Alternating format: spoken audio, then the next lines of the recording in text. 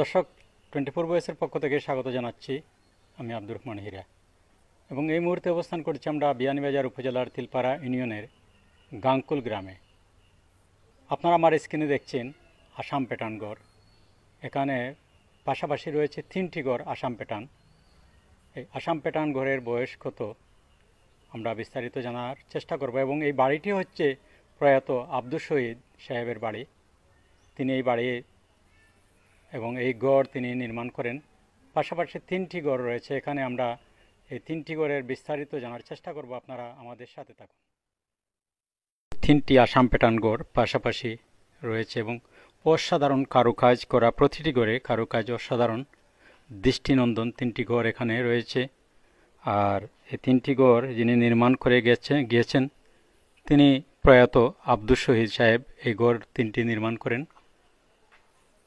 আমরা 3টি গড় পাশাপাশি 3টি গড়ই আপনাদেরকে আমরা দেখাবো। অসাধারণ 3টি গড়। এই হচ্ছে আরেকটি গড়, চমৎকার কারুকাজ। এই দেখুন অসাধারণ গড়টি আপনাদেরকে দেখাচ্ছি আমরা। বিয়ানীবাজার উপজেলার গাংকুল গ্রামে এই গড়ের অবস্থান। এই দেখুন অসাধারণ কারুকাজ।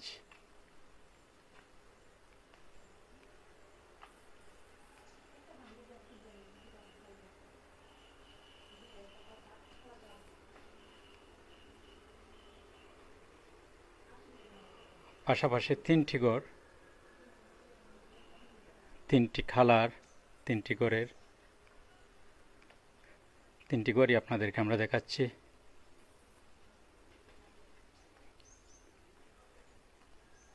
এবং এই হচ্ছে আরেকটি গড়।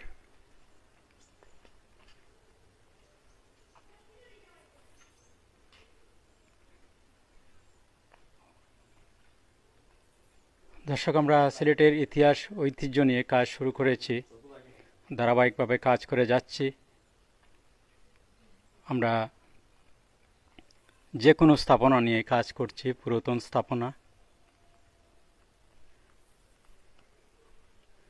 আজকে আমরা ধারাবাহিকতায় বিয়ানীবাজার উপজেলার গাংকুল এলাকা থেকে আমরা পাশাপাশি 3টি আসাম প্যাটার্ন গড় আপনাদেরকে দেখাচ্ছি। এই দেখুন পাশাপাশি 3টি গড় অসাধারণ এবং গড়গুলি একেবারে ঝকঝকে।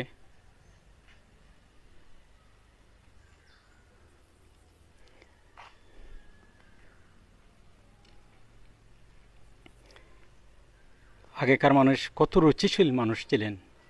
এই দেখুন কি দারুণ কারুকাজ করা ঘরে।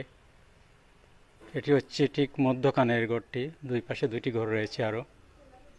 এই দেখুন কাঠের মধ্যে অসাধারণ কারুকাজ,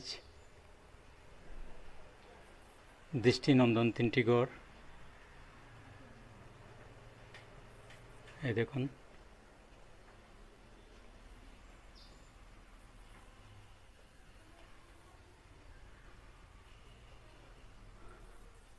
আমরা এই গড় নিয়ে বিস্তারিত জানার চেষ্টা করব। এই বাড়িতে যারা আছেন, যারা এই ঘরে বসবাস করছেন, আমরা ওনাদের কাছ থেকে বিস্তারিত জানার চেষ্টা করব।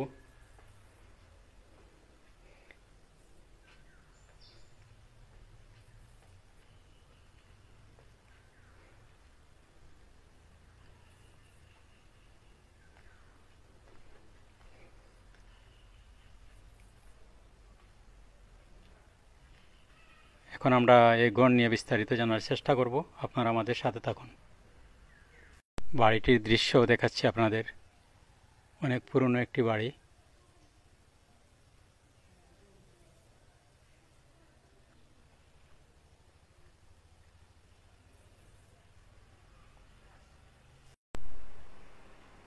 আমার নাম হাজি মোহাম্মদ নিজামুদ্দিন।